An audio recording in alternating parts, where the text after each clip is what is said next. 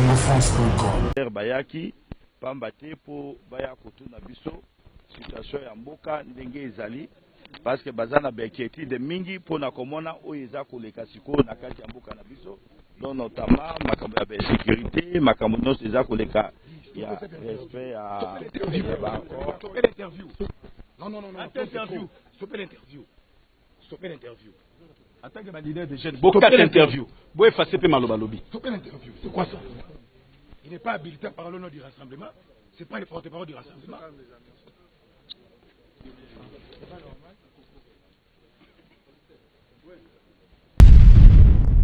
Le 10 mars, notre soirée, Panzani, collaboration avec CongoFrance.com, ban à Lyon, ban à Chambéry, ban à Grenoble, ban à Saint-Etienne, ban à Paris, ban à Suisse, Boya et Belé, la soirée, méga soirée, Panzani.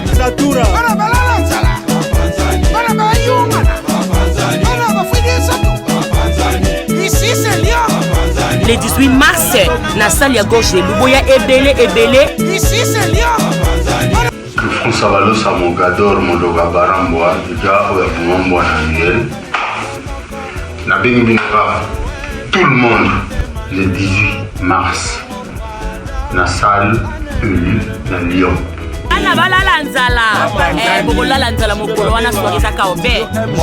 Ouais, bana Lyon, bana Saint-Etienne, bana aux environs. Dans mon bandé la soirée, le 18 mars, la à Lyon, lieu au Beba, avec un Raimoko Mystère Siatou dans la pointe. Donc vous allez voir, on s'appelle tout à Lyon. Alors ma date vous allez sommer.